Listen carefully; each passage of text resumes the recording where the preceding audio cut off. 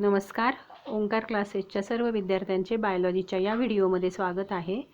आपण बायोलॉजीमध्ये 2 नंबरचा topic reproduction in lower and higher animals बघत आहोत.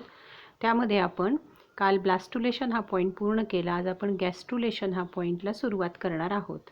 आता गॅस्ट्रुलेशनमध्ये आपल्याला पहिल्यांदा डायग्रॅम पाहायची. ती लेट गॅस्ट्रुलाची आहे. त्याच्यामध्ये आपल्याला काय काय दिसते हे अगोदर बघून घ्या. एक्टोडर्म, मिसोडर्म, एंडोडर्म, कोरियॉन, सिलॉम, योक सॅक आणि एमनिओटिक कॅव्हिटी. आता एक्टोडर्म, मिसोडर्म आणि एंडोडर्म ही 3 जे आहे ती लेयर्स आहेत, जर्म लेयर्स. आपण 11वीत जे शिकलो होतो ते. कोरियॉन हे एक्स्ट्रा एम्ब्रियॉनिक मेम्ब्रेन असतं किंवा आवरण असतं. एमनिओटिक कॅव्हिटी आहे आणि योक सॅक आहे. सिलॉम आपण शिकलो होतो. सिलॉम म्हणजे बॉडी कॅव्हिटी. डायग्रॅममधली लेबल्स मी तुम्हाला सांगितली.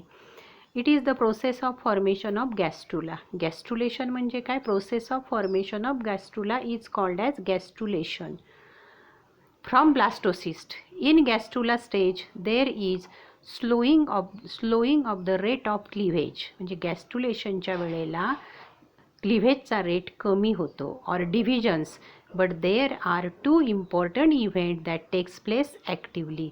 पण इथे 2 इव्हेंट्स ॲक्टिवली घडतात. त्यातली पहिली आहे differentiation of blastomeres.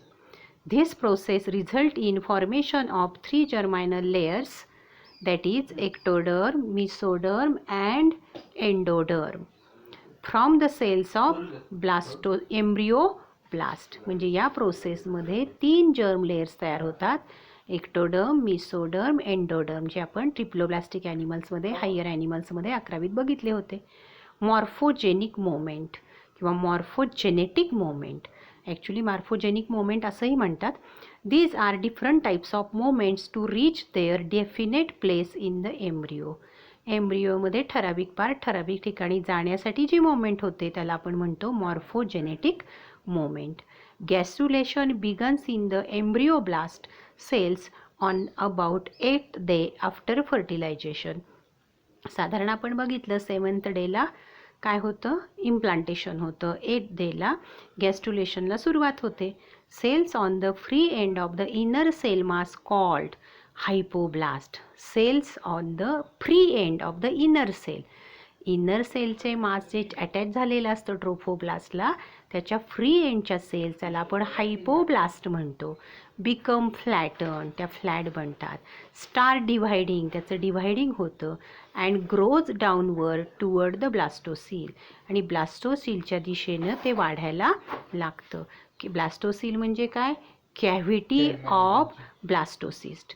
This layer called endoderm, याला आपण काय म्हणतो? Endoderm is the first to differentiate. ही पहिल्यांदा डिफरन्सिएट होते. It grows within the blastocoel, ब्लास्टोसीलमध्ये वाढायला सुरुवात होते. अँड फॉर्म्स ए सॅक, एक सॅक तयार होतं कॉल्ड योक सॅक, ज्याला आपण योक सॅक म्हणतो. योक म्हणजेच आपण जे कोंबडीच्या अंड्यामध्ये पिवळा भाग बघतो त्यालाच आपण योक असं म्हणतो. The remaining cells of the inner cell mass in contact with cells of Rauber called epiblast. आता बघा, remaining cell of inner mass of cell, inner mass of सेलमधल्या राहिलेल्या सेल्स पण कुठल्या? In contact with cells of Rauber. आपण पाहिलं होतं सेल्स ऑफ रॉबर, त्याच्या कॉन्टॅक्टमधल्या called epiblast. Both layers form a flat bilaminar embryonal disc. आणि ह्या दोन्ही लेअरपासून बायलॅमिनर 2 लेअर असलेली डिस्क तयार होते. After formation of endoderm the second layer to be differentiated is ectoderm. नंतरचा जो जर्म लेअर आहे त्याला आपण एक्टोडर्म म्हणतो. सेल्स ऑफ इपीब्लास्ट, हायपो म्हणजे खाली, इपी म्हणजे above, divide and redivide and move in such a way that they enclose the amniotic cavity. त्याच्यामुळे एमनिओटिक कॅव्हिटी एनक्लोज होते. याच्यानंतर the floor of this cavity has the embryonal disc. याच्या फ्लोअरला म्हणजे बेसला एम्ब्रियोनल डिस्क असते. The pyramidal cells of disc toward the amniotic cavity form the embryonal ectoderm. आणि त्याच्यापासून काय तयार होतं? Embryonal ectoderm. The roof of the amniotic cavity is lined bye amnogenetic cells. आणि रूप म्हणजे वरचा भाग, छताचा भाग, तिथं ॲम्नोजेनिक सेल्स असतात. Later this cells divide and redivide, divide होतात, रिडिव्हाइड होतात, पुन्हा पुन्हा विभाजन होतं टू फॉर्म ॲम्निऑन. आता ॲम्निऑन म्हणजे काय? Amnion is an extra embryonic membrane. Extra embryonic membrane म्हणजे एम्ब्रियोच्या भोवती असणारं जास्तीचं आवरण, that surround and protect the embryo. आता त्याचं काम काय? ते सराउंड करतं एम्ब्रियोला आणि प्रोटेक्ट करतं एम्ब्रियोला. As a result of all these changes the bilaminar embryonic disc is poised in between amniotic cavity and yolk sac. याचा परिणाम म्हणून एम्ब्रियॉनिक डिस्क ही अशा पद्धतीनं पोझिशन केली जाते दोघांच्या मध्ये, ॲम्नियोटिक कॅव्हिटी आणि योक सॅकच्या मध्ये. Actual gastrulation occurs about 15th day after fertilization. म्हणजे गॅस्ट्युलेशन केव्हा पूर्ण होतं आहे? जवळजवळ 15व्या दिवशी. In which the bilaminar embryonic disc is transform in to trilaminar embryonic disc. Bilaminar 2, trilaminar 3. This transformation occur by division, rearrangement and migration. हे कशामुळे होतं? हे परिवर्तन, ट्रान्सफॉर्मेशन म्हणजे डिव्हिजन होतं, रिअरेंजमेंट होते आणि migration of cells of epiblast. It begins with formation of primitive stick and a shallow groove on the surface is called primitive groove. त्याला आपण काय म्हणतो? प्रिमिटिव्ह ग्रूव्ह म्हणतो. याच्यानंतर काय कशाला सुरुवात होते? प्रिमिटिव्ह स्ट्रिक आणि शालो ग्रूव्ह तयार होते, त्याला आपण प्रिमिटिव्ह ग्रूव्ह म्हणतो. धिस स्ट्रिक प्रोग्रेस, स्ट्रिक पुढं वाढत जाते. Forms posterior to anterior end of embryo. आणि त्याच्यामुळं काय तयार होतं? एम्ब्रिओचा पोस्टिरियर एंड आणि anterior end. From the site of primitive stick, a third layer of cells called mesoderm extend between ectoderm and endoderm. याच्यानंतर एक्टोडर्म आणि एंडोडर्म तयार होतो. दोघांच्या मध्ये मिसोडर्म पण तयार झालेला असतो. Anterior end of the primitive groove communicate. Anterior end हा प्रिमिटिव्ह ग्रूव्हचा कम्युनिकेट होतो योक सॅक बरोबर, आणि तिथं अपर्चर असतं आणि त्याला ब्लास्टोपोर म्हणतात. आणि हे ब्लास्टोपोर म्हणजेच फ्युचर एनस. नीटला बसणाऱ्या विद्यार्थ्यांनी हा पॉईंट व्यवस्थित समजून घ्या. Anterior end of primitive groove communicate with yolk sac by an aperture that is called blastopore म्हणजे future anus, digestive systemचं last point. The embryonal disc now has differentiated into 3 layers. Embryonal discचे आता 3 layers झालेले असतात, ectoderm, mesoderm and endoderm.